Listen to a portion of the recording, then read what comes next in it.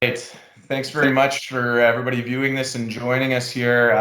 My name is Grant White with Endeavour Wealth Management. I got a really special guest here with me today, Jason Brooks, who I'm going to introduce in just a second. We're doing these pieces because we realize, especially during this COVID-19 crisis that's going on, that there's just a lot of misinformation and a lot of information that's flying at people, and so we're trying to cut through the noise as much as we possibly can, and really we prefer going straight to the source at Endeavour Wealth, where we can get to talk to people who are either on the front lines or working with frontline people, and so we can relay that information out to our clients and our contacts, so you're not solely reliant on what's portrayed in the media, but also getting some firsthand experience from people that we're talking to.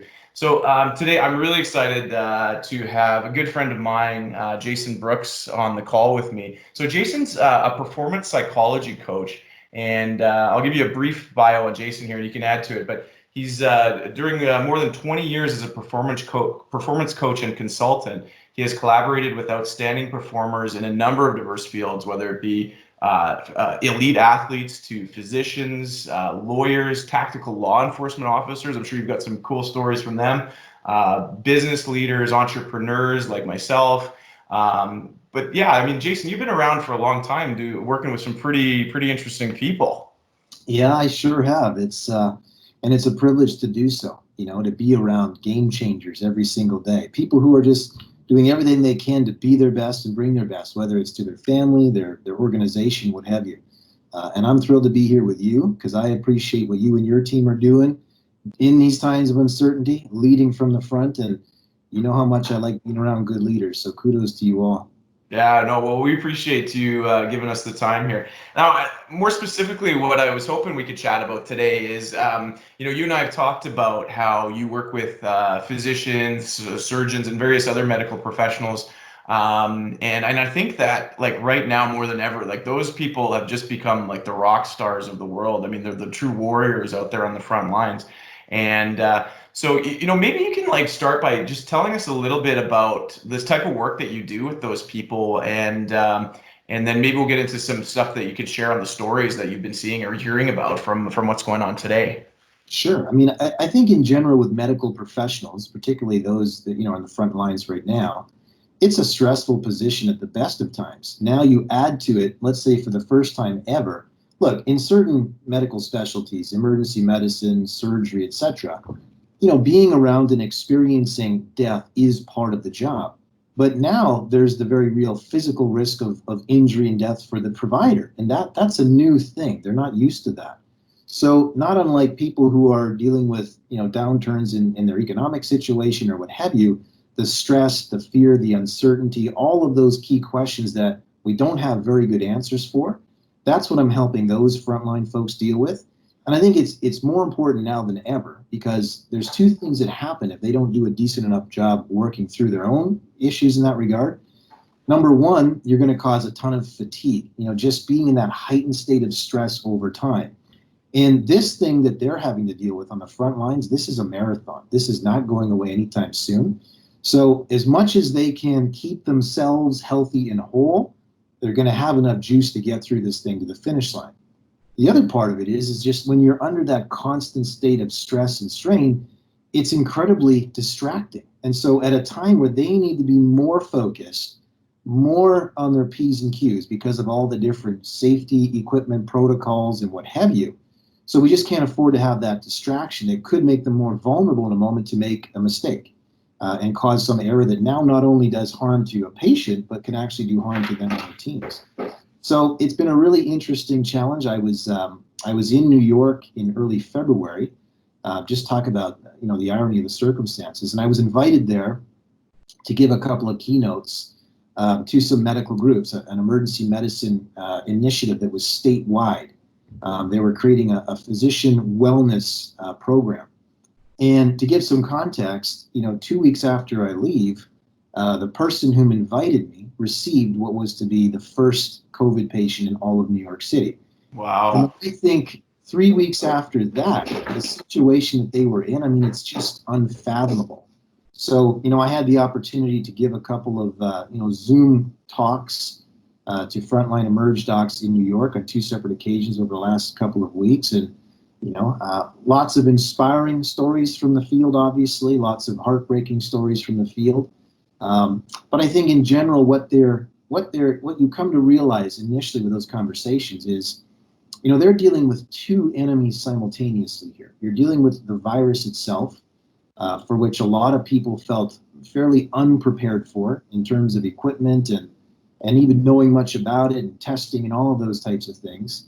But the second enemy is our own fears, as I said to you. And so my assistance, if you will, my small bit of support from the sidelines has been helping them at least deal more effectively with that second enemy. Because ultimately, as I said to you, that's the one that we need to keep in check. Number one, we can influence that directly. I can influence me directly. And number two, as I said to you, just to be able to stay in this fight for as long as they're going to need to. Yeah, I think it's amazing. I mean, you sent me an interview that you did with, I think it's a friend of yours, it's somebody you probably work with, Josh, who's a doctor down in New York as well. And I think I was just so amazed to see, like, one, with all the political stuff that's going on around COVID-19, to see somebody who was you said that was about 2 weeks ago, so right in the middle of like everything that's going on there, and he still had this calm demeanor about him, where it was this confidence, but it was also like, it just set you at ease knowing that it's great to know we've got good, really smart people, but good leaders on the front lines who are just doing it for the right reasons. And this primary concern is helping people out. And so I can't, I mean, I was really appreciative you sent that to me, but it was good to know. And I know that we've got I mean, we're talking about New York, but I know we've got those people working here in Winnipeg, right across Canada as well, that are the exact same and making a huge difference right now. So it's an unbelievable time, but in an unbelievable time, there's unbelievable people doing great things too. So You're absolutely right, Grant. And it's interesting because, we can also, the fact that, let's say here in Manitoba, think of it like a river. And it's ironic that, we're into the spring season where, rivers and flood watches, and we're looking at the crest dates and what have you. So, I mean, we're a little bit further up the COVID stream than other centers such as New York. And so now is the time to learn as much as possible from their experiences, both in terms of combating the virus, but then in terms of, coming together as teams and performers.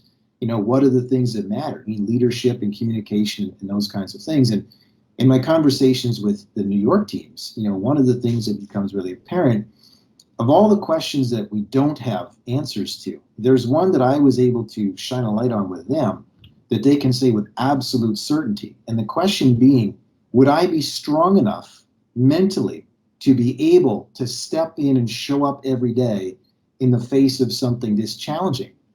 Every single person on that call can say with absolute certainty, yes, I can, and yes, I am.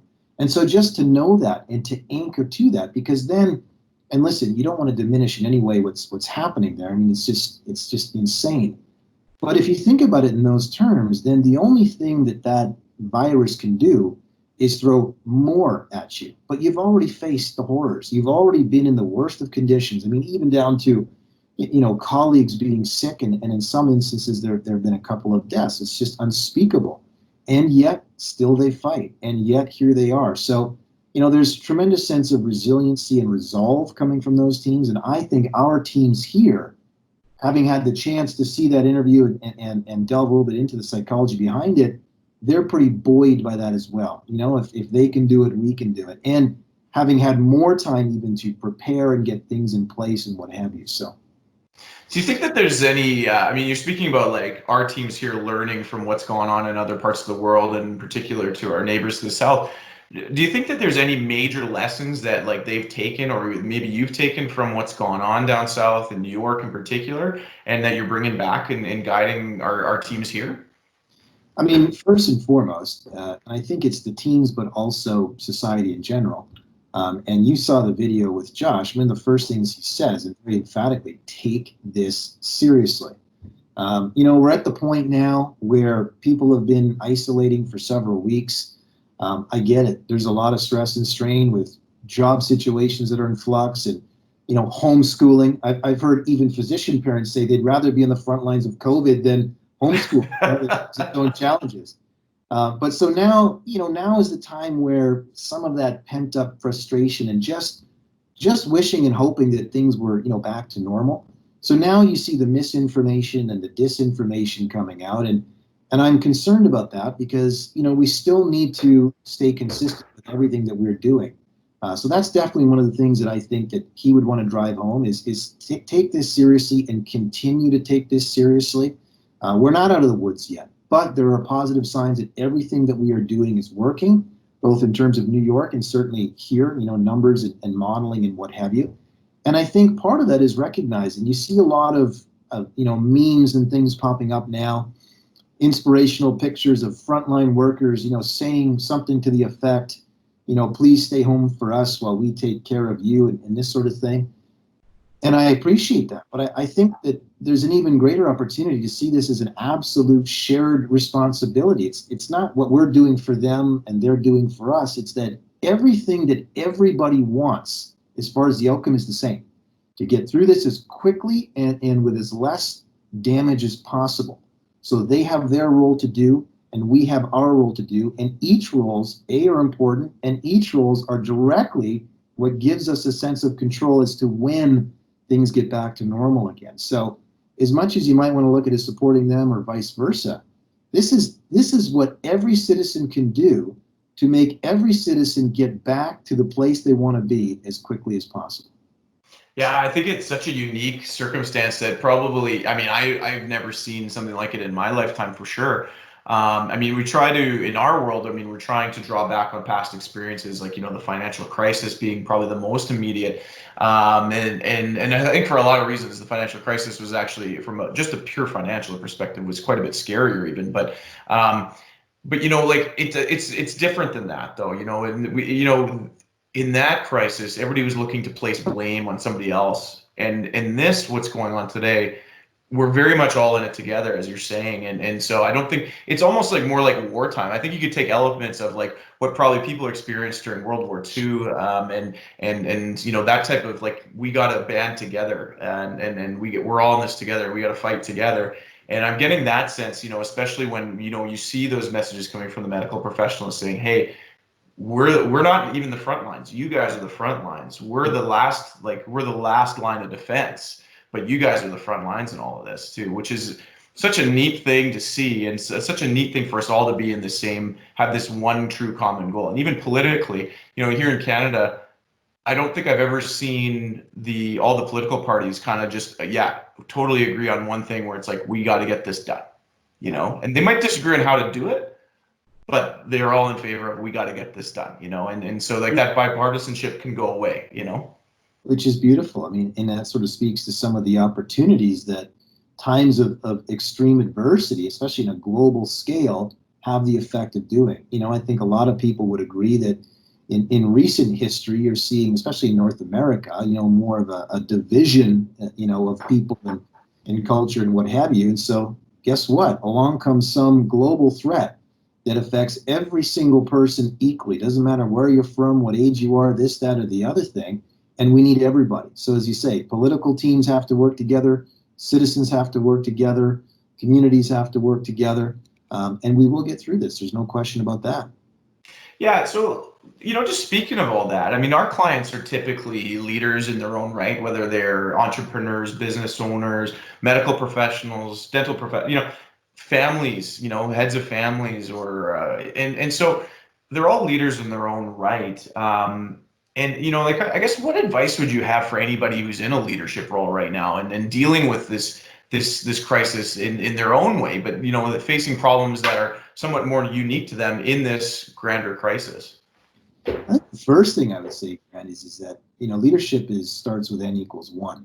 So if you are the leader of the company, your family, or whatever it might be, let's make sure that you start first with yourself. Let's examine what are the things that are making it difficult for me to feel comfortable and at peace and confident in the current situation and in the future what we're going to do.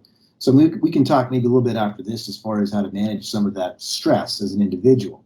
Yeah. Secondly, once we've sort of taken care of our own internal issues and stress and strain, now you got to ask yourself, what do my teams need? We're dealing with a global contagion. Well, we need to bring the right kind of contagion to our teams and our organizations. What is it that people need in times of uncertainty as far as leadership goes? We need honesty and transparency. If there are issues that the leaders don't have the answers to, and that sort of lends itself to another question: what organization has the blueprint for how to lead through a global pandemic? Yeah. And no institution has that. So I think that sort of lends myself to the next point, which is then we need everybody. More than ever, we need everybody. And interestingly, even in times where we're not facing such global challenges as far as communities and organizations, there's statistics that show that upwards of 40% of workplace engagement hinges upon leadership behavior. So now you have a workforce that in a large degree is displaced. We're not doing the normal things. So if there's something as a leader that we can do to get our teams switched on and dialed in meaningful ways, now is that time. We need help with figuring out transition plans. How do we start things back up again when we finally get the go ahead? And not only that, let's not just focus there. How do we transcend the best that we've ever been once we get things roaring again? The definition of resilience is the ability to bounce back to form. Let's not consider that as our ceiling. Let's figure out the way to get back to where we were, but let's use this time where we don't have the distraction of doing all things business to figure out the next level plan of attack. Where can we take this company? Who do we need involved? What's the strategic vision for the future? How do we kind of adversity / pandemic proof ourselves in the future? It's not going to be maybe another COVID situation. Maybe it could be, but there'll be some other thing that comes our way and throws a monkey wrench in the way that we do business. So getting the teams involved, because the leaders don't have all the answers and the teams need to be involved in a meaningful way. And that not only does that, it actually increases peace of mind for those team members. And secondly, creates a greater sense of team and collegiality in the first place. Yeah, I think it's going to be such an interesting time to see how, in particular businesses, but other organizations as well, how they come through this. And I know, because we know this coming through other past crises, that there are organizations, there are companies certainly that survive, there are companies that thrive and take the next leap. I mean, through the financial crisis, there were certain companies that took advantage of the situation. I mean that in the best way, not in a negative way, but they took advantage of the opportunity that it presented. And over the next 10 years are now 40 times bigger than what they were.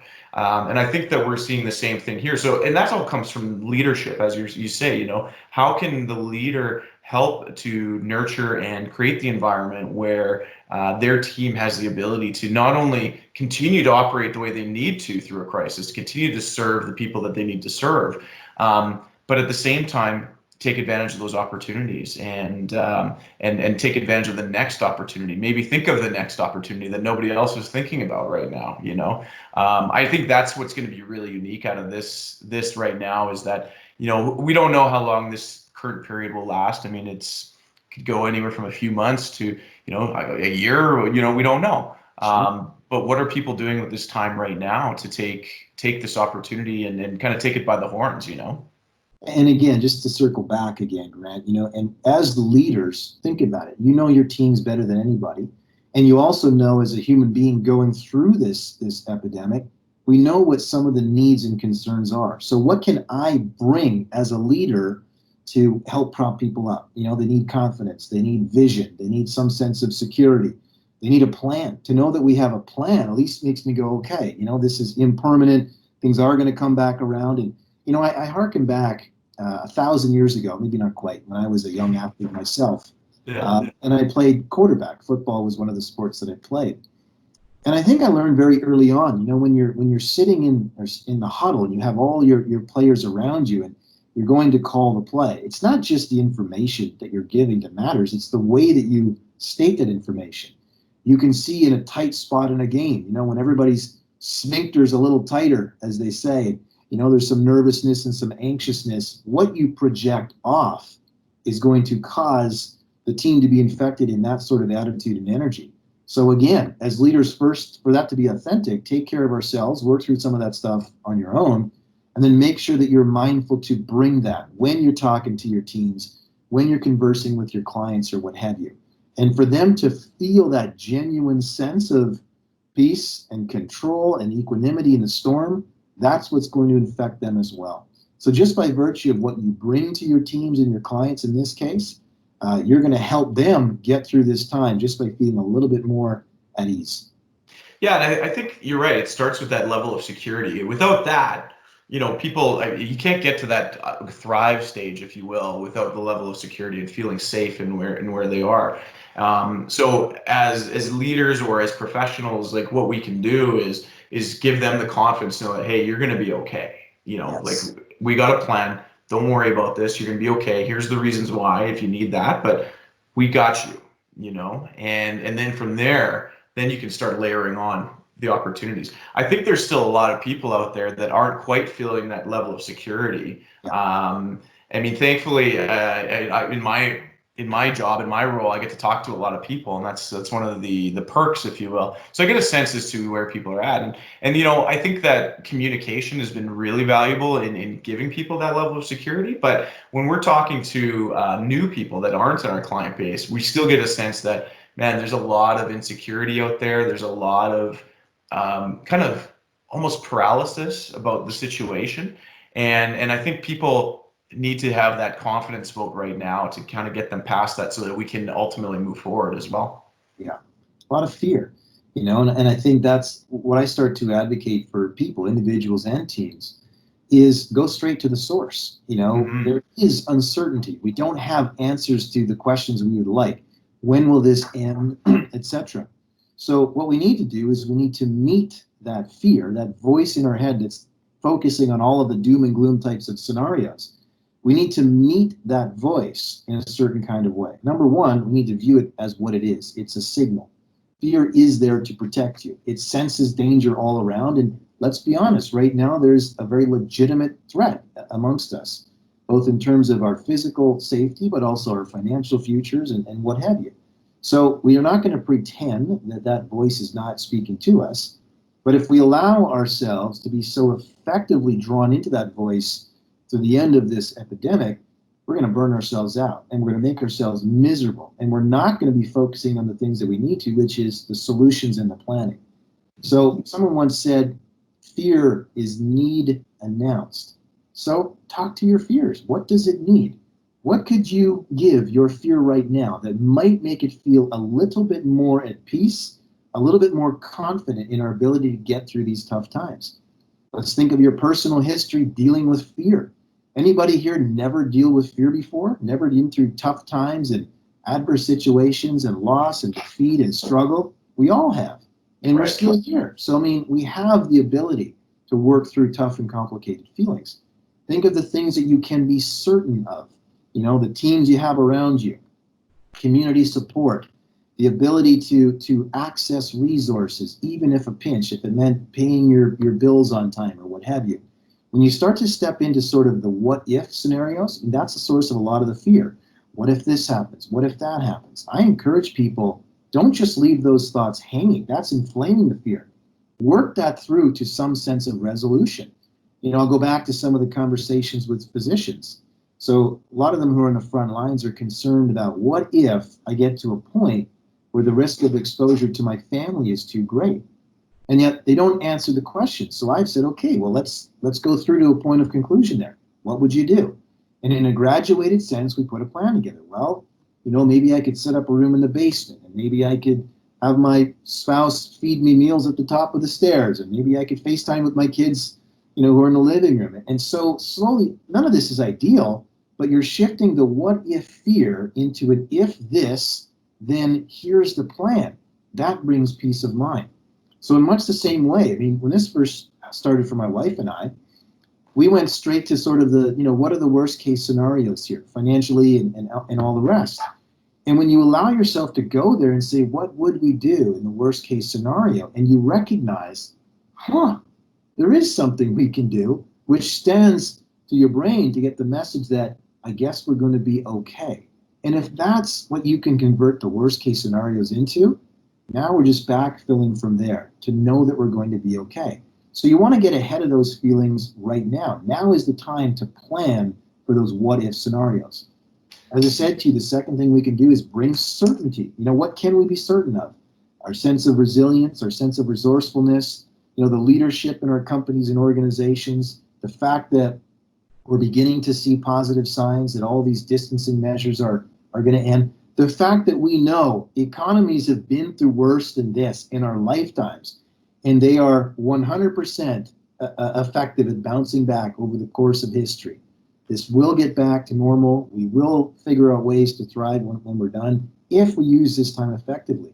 So when you add certainty in times of uncertainty, that's another great strategy to minimize or mitigate some of the stress and fear. And then the other thing that we need to do is practice the art of acceptance. Focus on what you can do. Focus on solutions. Fear is not looking there. Fear senses danger and is trying to get us to avoid the danger by pulling away and by perseverating and reminding us how serious these times are. We know how serious they are. What we need to focus in on is what we can do right now. Let's make sure we take care of our physical health, our mental health. Let's make sure we take care of our families and our organization members and teammates. Let's make sure that we're figuring out solutions and using this time to look, maybe not everybody wants to pick up a new skill or what have you, that's fine. But let's make sure that we're delving into some of the things that we're afraid of such that when it's time to transition, we'll be ready to go. There's lots that we can do to meet our fears. Bring certainty, have a plan, and focus on what you can do. And if you do those things, you get much better at dialing back a little bit of the intensity of that emotion, which over time is the thing that's going to allow us to reclaim energy and focus that we could be utilizing to put ourselves on the solution path. Yeah, like I mean, I see it in our work too. I mean, having a plan in place, as soon as we set a financial plan or work with a client to develop a financial plan, the stress level, you can just see it alleviates off of them, because coming in, a lot of people don't have any clue as to where they're going. And this situation that we're going through right now, a lot of people are having that same level of uncertainty about the future. It's all about trying to get a little bit more certainty about what's going on, or at least knowing how not to react to it, but respond appropriately. Like you and I talk about that all the time, is never react, always respond appropriately. And the only way to really do that is like you say, is to have that plan in place where, to the point where we think through every single scenario as many as we can think of. It's like, how can this go? And walk it through from start to completion and figure out exactly what it could look like. And if you don't like what that outcome looks like, what can you do about it? What can you change? It's a lot easier. I always say it's like, planning is a lot like shooting an arrow at a target, basically, because a simple maneuver here or a slight adjustment here could make a huge difference by the time that arrow hits that target. So this is often painless to do. But if you have to do this, that's far more painful to do later on in life, or potentially not even capable of doing it. And so yeah, I can draw a lot of parallels between what you're talking about right now. And I think that, when it comes to dealing with everybody right now and how they're dealing with the COVID-19, I mean, there's a lot of, I see it. I talk to probably 10 clients a day right now, and then hearing about what they're doing. And, there's a lot of monotony to their day as well. It's almost like, they're not, some of them obviously had some fears about what the future looks like, but also they're kind of having some fears of, maybe not fears, but what do I do? And things are always the same. Every day is the same. Especially, this past weekend was just Easter long weekend.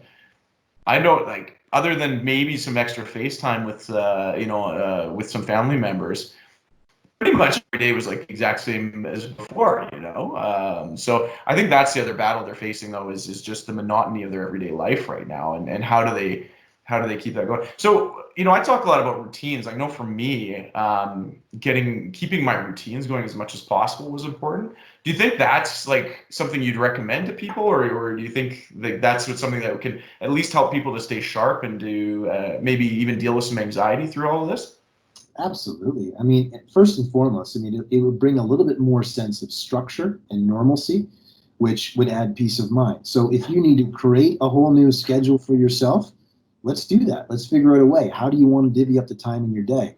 Because if we're not careful, you just get sucked into the vortex of doing nothing and then feeling, completely inadequate, feeling though you're wasting time, but not having the energy or the drive to actually figure out what you want to do.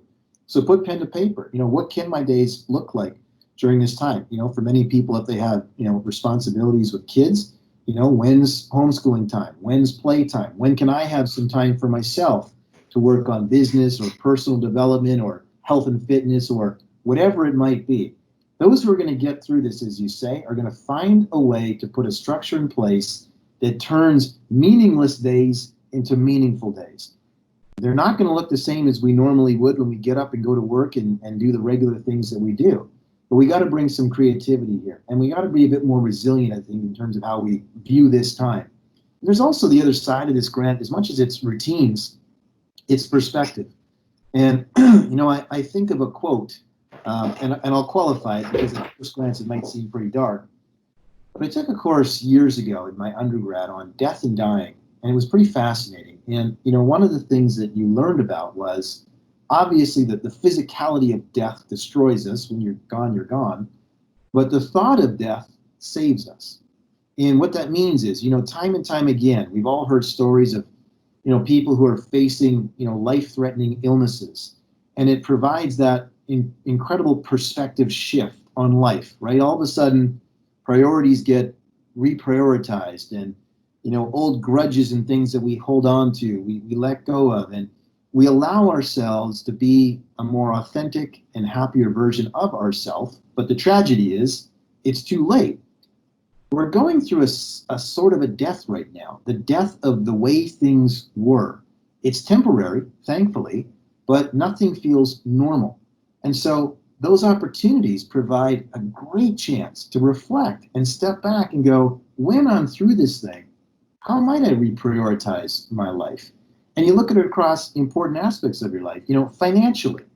What are some things that I might do differently? You got some beautiful automobiles that are sitting in the driveway looking shiny and pristine that you're not using, and they're costing money, and all of these kinds of things. I saw a friend of mine posted on one of the social media sites. He wrote a letter to money, and it was fascinating. And it was sort of talking about his relationship with money over the course of his life, and I wished I wouldn't have taken you for granted, and these sorts of things. And you could see it was cathartic as much as anything. So again, it's when you think about this COVID-19 crisis too, what are the things that matter? Everything I've been hearing is that the best defense is our own immune system. So what does a time like this allow us to reflect on as far as how do I want to approach my physical health after this thing is done? How about my relationships? I don't get the opportunity to connect in the same way. Maybe I'm missing certain connections. And so when it comes around that I get to be together and gather and what have you, how does that change the way I want to tell people how I feel about them, and etc.? So by virtue of sort of this death of normalcy, we get to step back and go, how do I make my life better, more meaningful, more purposeful, more rewarding on the heels of this? And the things that I used to think were the main priorities, maybe this is a chance to shuffle those in an important way. So, a lot of people who are going to watch this will have either kids or grandkids, and I know you've dealt with this with the doctors you've talked to me about who also have kids, and they're struggling a little bit with how do I communicate this to my kids or my grandkids, what's going on, because they either can't see them right now, or they can only see them through a screen or a window, or they just don't know how to relay this information to them. Like, what would you tell them, those people who are having those questions?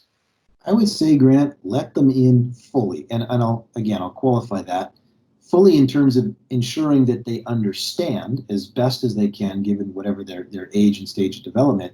But let them in, because first and foremost, they are little sensory sponges. So to think that they're not formulating their own interpretation of what's going on, and to think that without some conversation from parents and grandparents or whatever to put them at ease, they could be fantasizing about something that's far worse than what's actually going on. They're not seeing their friends. Young kids might think that they do something wrong. Is it because of me? Are my friends at risk? They don't understand the situation. They've seen mom and dad stressed. They're not seeing grandparents and family members. So they're probably dealing with a little bit of anxiety that maybe we don't appreciate because we just assume they're young enough. We don't got to worry that they're not overly thinking about this. They are, because they're picking up on the signs that you are giving off. So get them on board, sit them down, let them know the seriousness of what's going on, again, in whatever way that they can understand. but then also make sure to highlight, and here's what we can do as a family, and here's why we can't be together with our friends and grandparents right now. And because of what we can do together as a family, this is why as soon as possible, we're going to get back to normal and things will be good and you'll be playing with your friends again and what have you. So letting them in so that they don't fantasize about something worse, but then also giving them that confidence that everything we're doing right now matters and is what will allow us to get back to normal as soon as possible. Right on. Yeah, I think that's good advice. I mean, I know, like I said, I've talked to a lot of people and they're kind of struggling with that, with telling their kids like the reasons they can't see their grandparents right now or can't hang out with their friends, or, some kids are loving it. I've also heard that because they've never had so much access to their parents before, but I think that there's just a lot of people questioning how they're doing things. And even on the homeschooling front, I had a friend on Facebook who was totally stressing out about that the other day, and because not only is he still working full time, but then he has to do another full time job of teaching his son at home. And I think that like what he probably needs to realize is that the education system, and I've talked to my sister who's a teacher and clients who are teachers, they're not expecting parents to completely replace them like through their homeschooling. I mean, it's kind of on a best efforts basis is what they're all saying. So I think that parents need to give themselves a break as well. Sure. It's going to be okay. Just do your best, and nobody's expecting you to be a miracle worker here. But yeah, I mean, it's that type of thing. Like they're facing those kind of struggles, and we're talking a lot about what to do with your time. Like I just wrote an article on it about like how this is a great opportunity to take advantage of your time. I understand there's people out there who have no extra time. In fact, they have less time than they had before right now. So I think for them, more importantly, it's most importantly, it's you do your best. Take some time for yourself though too. And you touched on that. Is make sure you're giving yourself a couple moments every day as well, because you're going to need it. Oh, totally. I mean, that's the same thing for sort of the medical providers is now more than ever, they need to optimize recovery. So the same things that we usually take for granted in the best of times, sleep, rest, hydration, nutrition, exercise, fresh air, etc. Now more than ever, even if it's just small pockets, we have to make sure that we view those moments and opportunities as a necessity, not a luxury. As you said, for those, parents, let's say, that are still actively employed and working all day and then having to come home to homeschooling and having to come home to kids that are filled with restless energy because they're cooped up and sick and tired of being so. Steal moments for yourself. Find that hour for yourself to take off and go for a walk and get your head clear, or combine activities. Listen to an informational podcast you enjoy as you're cleaning the house or making dinner or what have. Give yourself a little mental break from the rigors of a long day that's become, I'm sure, an even longer day for many parents and grandparents. So now more than ever, because again, much like we talked about with healthcare providers, we don't know when this thing's going to end. And if parents are starting to burn out in April, and we know that school doesn't end until June, and then there's the idea of summer vacation and what have you, make sure that you're finding ways to recuperate and recover a little bit of your own peace of mind, your own energy, because we're going to need that for the long haul. Yeah, I mean something that I can't remember if it was you that introduced it to me, but we've talked a lot about how these are such powerful tools, these devices, and one of the apps that I've been using for over a year is the Calm app, which basically it's guided meditations and guided stories, and it only takes 10 minutes, and believe me, 10 minutes is a lot for a lot of people probably, but take 10 minutes where you just listen to somebody talk to you and do some breathing exercises. That 10 minutes is enough to kind of reset my whole brain and reframe everything and put things in perspective. And so, I know meditation is not for everybody. I get that. And some people are kind of like, what, meditation. But I think that, if you look at some of the best leaders in the world, one of the common traits or one of the common activities that they do is using some form of meditation, whether it's a guided meditation or even just take like a few minutes to go for a walk, and even right now, you can still go take a walk. I mean, go outside, physical distancing, obviously, but you go walk outside and take in some fresh air. And, Steve Jobs was famous for that, and leaders like him taking walks and just kind of reframe everything. And I think that's super important right now that people are doing that and just taking those moments for themselves when they can. Because yeah, if you got 3 kids at home and you got a husband or a wife that's like, you haven't spent this much time together ever. That can wear on some nerves, right? It sure So can. And it speaks to another thing is, now more than ever, as teams and organizations and as teams as families, we got to cut each other some slack.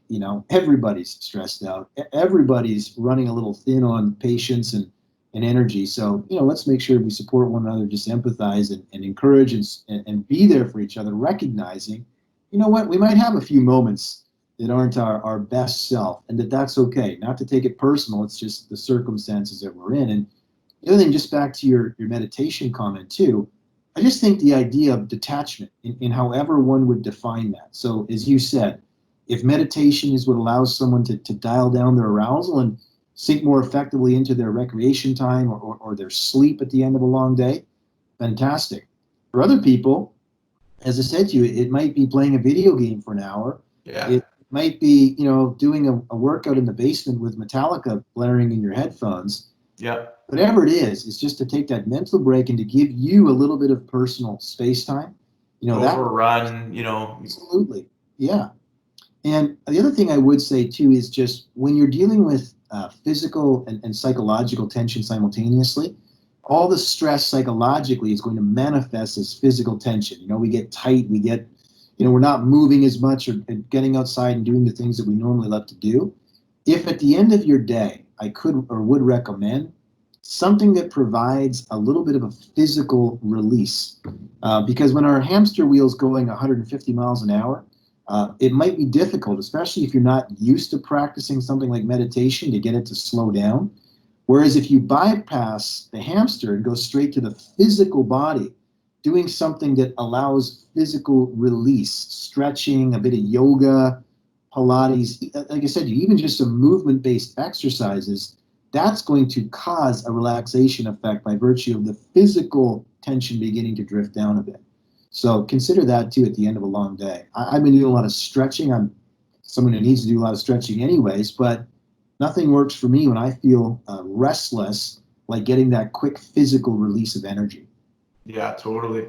So I want to finish on somewhat of a positive note if we can as well, because I think that that's something that's missing if you're, and I guess the other side effect of this is everybody's at home right now and they're getting bombarded with social media posts that typically aren't the most positive right now. And the news certainly is not the most positive. Like I'm looking at something called on the TV right now, it's called COVID-19 fallout. Like every day it says COVID-19 fallout. So, you know, from the interview you shared with me from your colleague and friend there, I know that there's a lot of positive stories coming out as well. And so, do you have anything that you could maybe share with our viewers that can, just kind of give them that positive feeling about everything that's not as bad as necessarily what the news is saying to us at all times?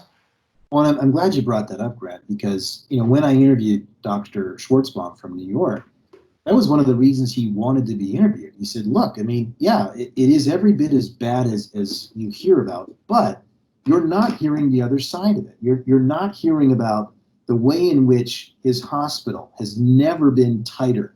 They have never operated together more effectively, better communication, better leadership, a sense of family and togetherness, supporting one another. He says, like, this is something that we've always wanted to experience in our workplace. And we have the opportunity here now in whatever industry one's in to bring some of that to our teams also, to support and rally around one another when we need it the most. And he said, look, the other side of it is that yes, the numbers are stark and the loss of human life is terrible.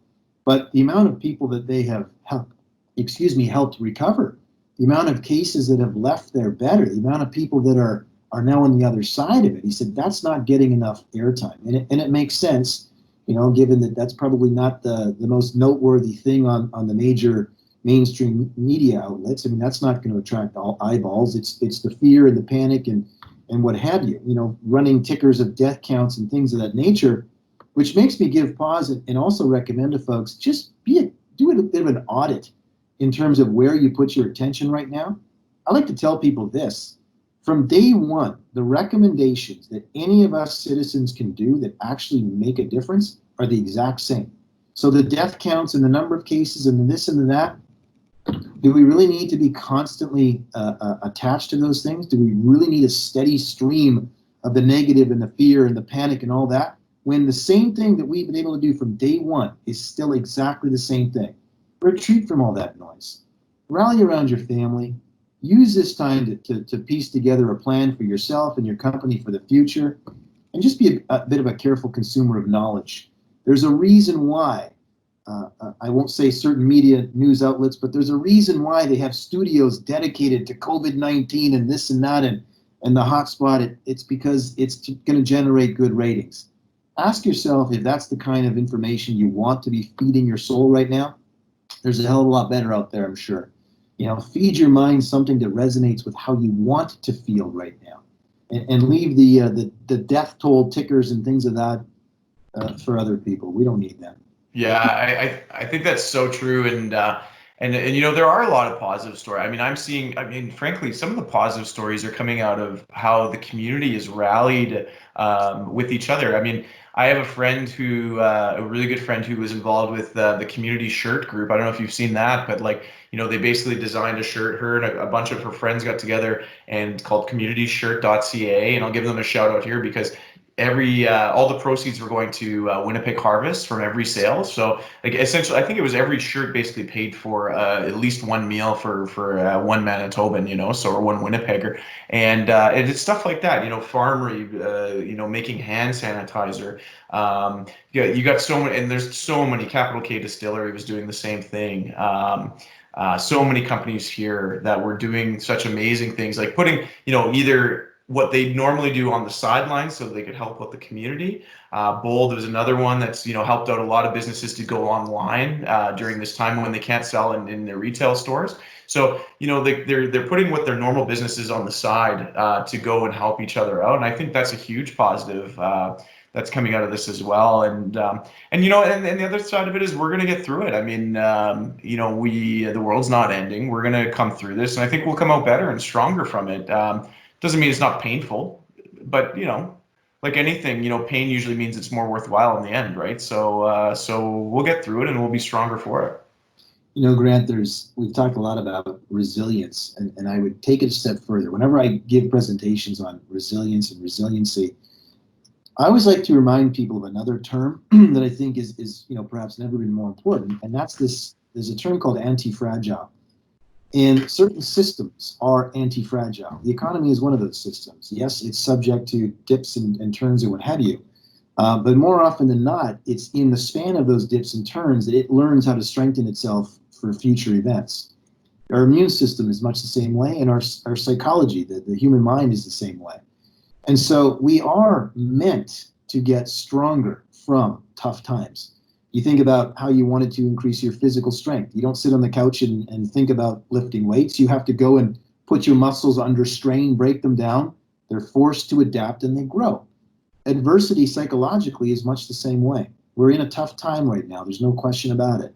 A lot of fear, a lot of anxiousness, but there's also the belief, the dead set core belief that as human beings, we are meant to be better for it if we begin to interpret these times and these circumstances in ways that help us. Let's go on offense psychologically. This thing has had us on defense. Now it's time to strike back and say, okay, I'm sick and tired of doing, workouts in my underwear in my living room. Now it's time to put my life in order. What can my future look like? What are the plans? What's the vision? How do I support my teams, my family? This is what we're meant to become on the heels of extreme circumstances of adversity, to be better for it. But it's up to us to put those wheels in motion. And if we do, you will be. And if we don't, we won't be better for it. People say experience is the best teacher. Only if you choose to do with said experience something that allows you to extract the lessons, to recover from it, to heal from it, and put a plan in place to be better from it. So we have that capacity. And we're in a state right now where we really need to execute it. And the choice is yours. Let's make sure we do that. Well, I don't think there's any better way to end this call than that. So thanks so much again for your time, Jason. I really appreciate it. Dr. Jason Brooks, and it's been a pleasure chatting with you, and look forward to chatting again soon. You too, Grant. Thanks so much. Appreciate it. Take care.